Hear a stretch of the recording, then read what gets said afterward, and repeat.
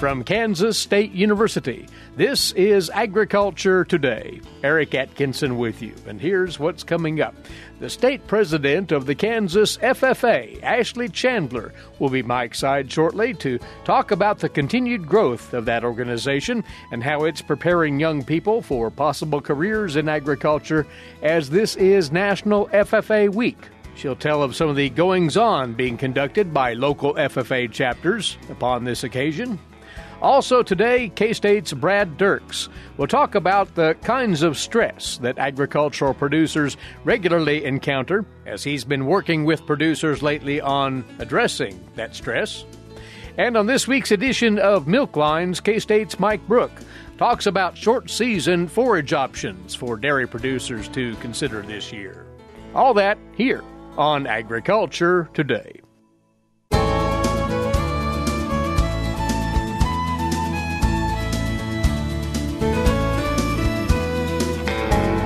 Welcome once again to another Agriculture Today on the K-State Radio Network. Glad to have you aboard.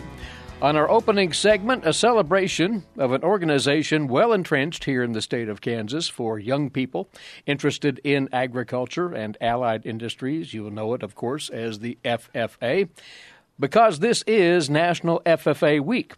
We've invited by the current state president of the Kansas FFA, who's also a sophomore in agronomy here at Kansas State University, to stop by, talk about this occasion and the organization itself. Ashley Chandler, originally from the Neodesha FFA chapter. And Ashley, this is a big event this week, isn't it? Absolutely. Thank you so much for having me here today. In fact, you'll be on the road as soon as we're done visiting here, talking with chapters in north central Kansas. Absolutely. Today I'm spending my day in north central Kansas, and tomorrow I start to work my way south towards Wichita. You'll be busy all week. Certainly. Me and the rest of my team are spending our whole week this week traveling to chapters across the state. This week we will make just over 50 chapter visits. Wow. It's certainly a busy week, but it's well-deserving. Absolutely. Before we talk about National FFA Week, a bit about your state officer team's experiences so far. You're about two-thirds of the way through your terms. How's it been going, and what have been some of the highlights for you? Oh, gosh. It has been an absolute blast the entire time we've been in office together. We got elected in June, so we spent the summer months in training and providing conferences for students, chapter members, and district officers. Once school got started, we kind of got back in the swing of things, attending colleges. And then we got the incredible opportunity to attend the in-person National FFA Convention. We each served as delegates at the National Convention, which was an incredible experience to make change in the organization and learn kind of how the inner workings of the National FFA organization happen and what it all takes to make that event happen behind the scenes, which was incredibly eye-opening. After that, we again headed back to school for a few more weeks before we parted ways for Christmas break, but not without much excitement as three of our officers attended the International Seminar for State Officers in California this year. Three of us spent 10 days in California learning about California agriculture, advocacy, and what it really means to be diverse. And now we are super excited for National FFA Week this week, and we're really looking forward to planning our in-person state convention to be held the first week of June. And that's coming up all so quickly now. What's been your favorite experience amidst all that to date as the state president? Oh, my goodness. Like I tell my mom every day, my days range wildly day to day.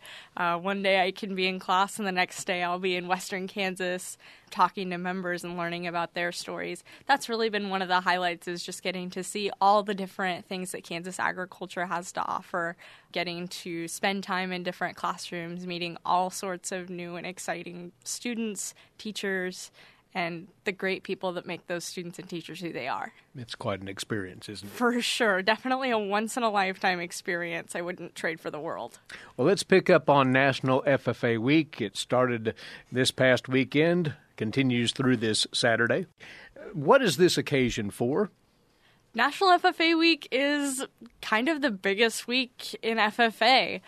With the exception of National FFA Convention, this is, I would say, the biggest deal in FFA. And we're excited to be celebrating alongside thousands of our members across the entire country.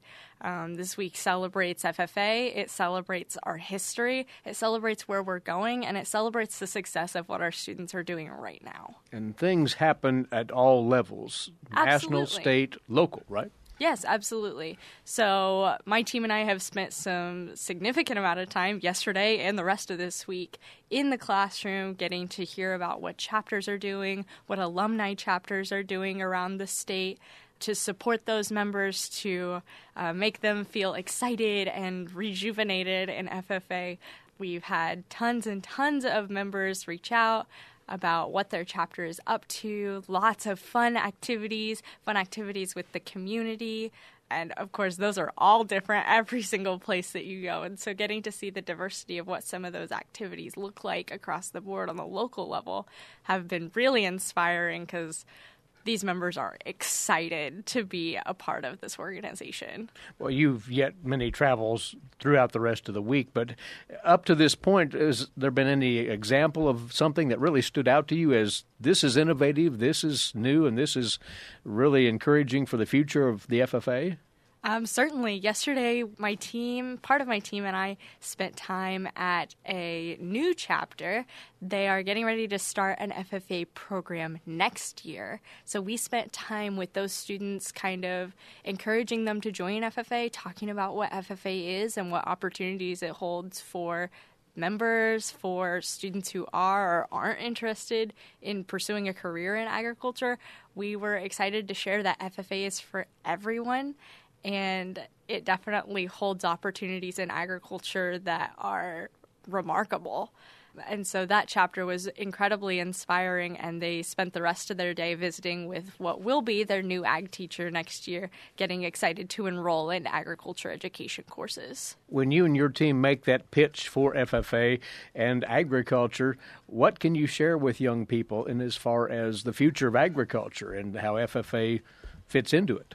Certainly, one of the biggest messages that was shared yesterday was taking the leap, taking the first step to being involved in agriculture education, taking that first agriculture class, stepping onto the bus for your first FFA conference or your first FFA competition, whatever that experience looks like for that student. That first experience, taking that first leap of faith is incredibly important and is sometimes something that will change a student's life and change their course of action for the rest of what their schooling experience could look like. Do you find they recognize the opportunities in agriculture? Some don't have a grasp of that out there. So that's part of your job to enlighten them, isn't it? Absolutely. We see a lot of students who do not come from agriculture backgrounds who are very interested in then pursuing a career in agriculture, whatever that career might look like for them, whether that's a career in the corporate world or in the production world. We see it across the board, students who probably never would have had that kind of exposure being interested. And again, that applies for students like myself who have a traditional agriculture background, who are then eyes open to the whole world of what agriculture can be for them. Well, National FFA Week continues, and state officers are on the road visiting chapters, but there are local activities in addition to that of all shapes and sizes, aren't there? Yes, certainly. I know my home chapter just got done doing an alumni work auction.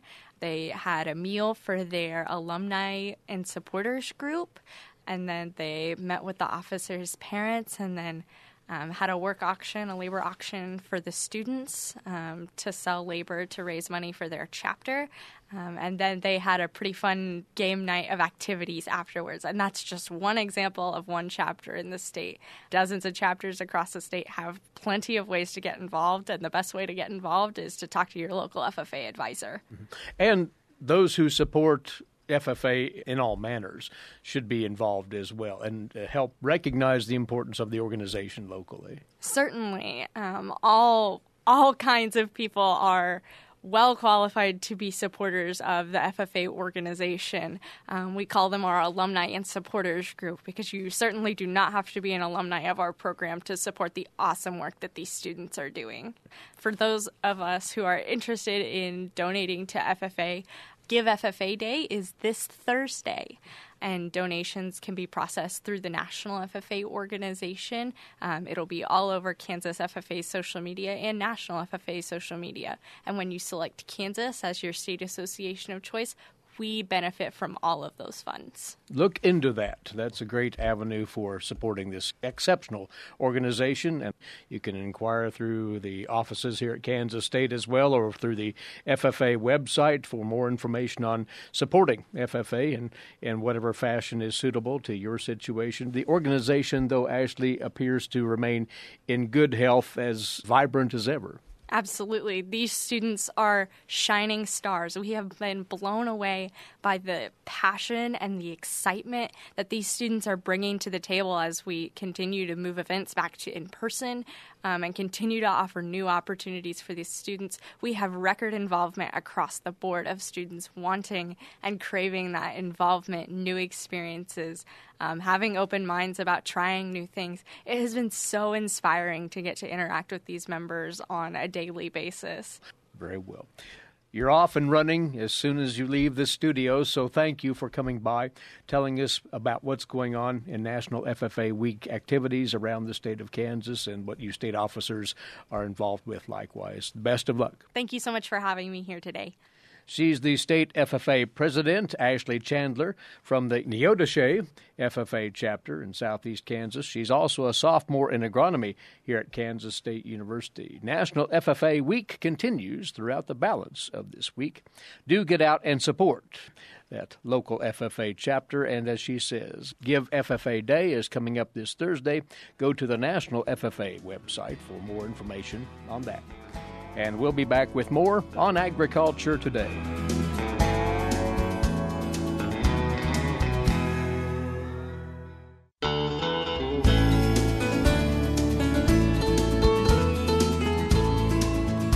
We're back now on this Agriculture Today. The topic that we'll pick up on here is something that is prevalent, even though it might not be evident to everybody. It exists out there, we keep hearing, and that is various levels of stress in farm and ranch country, in rural areas, and how those manifest themselves. We have invited back in once again Brad Dirks. Brad is a behavioral health specialist, K-State Research and Extension. He works directly in this area of stress management. Brad, you're so acquainted with this whole topic that it's comfortable to you, but it isn't to a lot of other people. Correct. Whatever we do in our businesses, farm, small business, we cannot function without some level of stress. And quite frankly, a little stress is good. It motivates us. It pushes us. But when we have multiple layers of stress, in other words, we know we have to support ourselves, our families financially. We have to continue with our education and knowing how to manage our businesses. And then you layer on top of that the weather that we can't control. Right. So many government regulations and mandates, and there's just so many layers to the stress we're experiencing now, that what we're seeing is that, like the straw that broke the proverbial camel's back, it just takes one more thing, and things go into overload, and it's almost like a short. You know, you have a short, you pop that breaker, and somehow you have to reset it sometimes. How to do that, how to recognize when you're getting close to that level of being absolutely overwhelmed by the pressure and the stress that we experience in today's world. Part of our purpose, a large part of our purpose today, is to talk of means of recognizing that stress, and going to break it down into some categories that not only individuals can use to self-assess their condition, but family members, friends, and others can use to recognize this likewise in their family members or friends, one of which would be physical stress, which can be evident at times, or maybe not. I think we're better at recognizing stress in other people than we do in ourselves. We're not all that aware of our own levels of stress or how that looks or how it feels. There's many ways to divide up the stress. One is that, like you say, the physical symptoms. And for me, all of a sudden I have a headache, or my neck hurts, or I sleep wrong, or I don't sleep. I wake up tired, like I never went to sleep, and you start the day already fatigued, and then you struggle throughout the day with low energy, and not only that day, but the next day and the next day, and it becomes almost a new normal. And those physical symptoms that we accept may very well be a sign of stress, that our body is talking to us. And how many of those signs and symptoms do need to happen before I start to listen? And the physical aspect is one strong one that we all experience from a stress perspective. Sometimes aligned with that, though, would be symptoms on the behavioral side, and short tempers, anger, those things come readily to mind, but there are many others along that line. It's hard to separate out emotional symptoms from behavioral symptoms that are so integrally tied together. Irritability, inability to relax. We have difficulty making decisions, things we could have decided with ease. When we're under stress, it's like, I don't want to decide another thing today. I'm done. I don't want to decide anything else. Difficulty with flexibility. We can adapt when we're not overwhelmed with stress. We can adapt and change and say, well, we'll do it this way. But when we're overwhelmed and we're stressed to a certain level, we just shut that down, and it's hard to do that. Sleep is huge. Falling asleep easily, or having things go through our mind when we're trying to fall asleep and we're replaying the events of the day or what has to happen tomorrow, and being able to shut that down to be able to relax physically and mentally to go to sleep. We sleep restlessly, and then other emotional things, discouragement, hopelessness, anxiety, and we wonder sometimes. We think of things and then our heart starts to beat fast. Things that we could manage before, irritability, the small things, all of a sudden become large. And those are all signs. And so if you have one, that's one thing. When you start having 4 or 5 or 6 of these things, and again, it's easier to see it in other people, and so sometimes we have to listen and just get a reflection from someone else, our significant other, our kids, whatever. Anger. One of the things that I have seen in my own life and those around me is when we feel overwhelmed and cornered and pressured is anger, is an anger response. And you look like, where did that come from? How can I be that angry over this? It's not that big of a deal, but the response is much greater than the trigger, and those are all important signs. All of these can dovetail into one other area, that is relationships with others, and the symptoms, to put it that way, that would indicate that an individual is under stress. That can be fairly apparent, can't it? We're very relationally oriented people, and all of this plays into how we relate to other people. So sometimes we avoid other people, and we isolate ourselves, and we find ourselves just feeling like, I'm stressed, I'd rather be out by myself. I don't want to talk to anyone. I don't want to have to interact with anyone. We have a hard time communicating with people. Things we want to communicate don't necessarily come out right. And those relationships with our family, with our friends, they're impacted. And again, that may not be the problem. It might be how it's manifesting, how the stress manifests itself in that environment.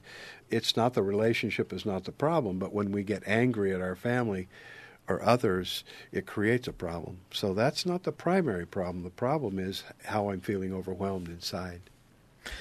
So there are ways of identifying the indicators of stress, but the million-dollar question always is, once it's evident, what can be done about it? And there's no cookie-cutter answer to that, is there? No, we're all unique in that, and there's a laundry list of things we can give people. Say, you need to eat well, you need to get exercise, you need to remove yourself from your stress, or take a break from whatever it is you're doing at the time and kind of recharge, reset, hit that reset button, and do that by going fishing or taking a walk or whatever you need to do. But that's how we can kind of do self-care And then the next step is, do we need to talk to someone? I still believe that most therapy is done over the back fence with a cup of coffee with right. our friends and neighbors, people who care about us and will listen. And then the next level would be finding someone professionally to talk to. Because until we're able to recognize it and address it, it oftentimes keeps growing. So we say, well, if I can just get through this day, if I can just get through this week, things will be better. And what we find is that stress continues to accumulate. And until you're able to recognize it and start to deal with it and manage it, there's always a demand in life. And when we think like, oh, when this just happens, it'll all be okay, something else takes its place. If it's not that concern, there'll be another concern, another stressor, and we don't know what tomorrow holds. We would have never imagined the pandemic. We would have never imagined some of the other things that we've experienced in the last 2 years. When that's gone, my experience after these years is that something else will take its place. So one needs to learn then how to manage stress perpetually, really. Yes, on an ongoing basis, because it's a part of life. And I would like to think that I will now have a period of like a few years or months, a day or two, where there's no stress. But the reality of it is, this is an ongoing thing. And so dealing with it on an ongoing basis and having those skills, those support systems in place, very important, very important. Step one, though, is to acknowledge and identify it. And recognize it, admit that we're being overwhelmed. And that's difficult to do. None of us want to admit that. Yeah. I don't want to admit it. I didn't want to admit it when I was burned out in my work, and until it was just forced upon me. And I had to take a step back and look in the mirror and say, I am stressed. Yeah. Important conversation for everybody to have with themselves and with their loved ones, for that matter, their close friends, as we go throughout the calendar year on the farm or ranch for sure, but in rural living in general, there are stressors that we have to figure out a way to contend with. And these are helpful thoughts along that line, Brad. Thank you for being with us. Thank you. It's a privilege to be here, and we'll speak again. We will do the very thing. He's Brad Dirks, K-State Research and Extension Behavioral Health Specialist, joining us on this part of Agriculture Today. And just to remind, you can find more sources on means of managing stress on the farm or ranch via the K-State Research and Extension online bookstore. To access that, go to ksre.ksu.edu/bookstore. We'll be back in a moment on the K-State Radio Network.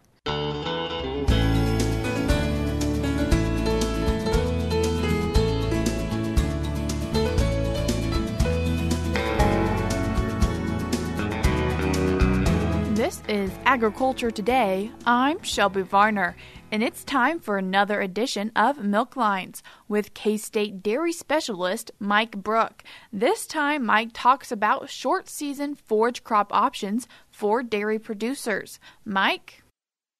Today, I'd like to visit with our Kansas dairy producers concerning some options we might have for some short-season forage crops for our dairy cows this summer.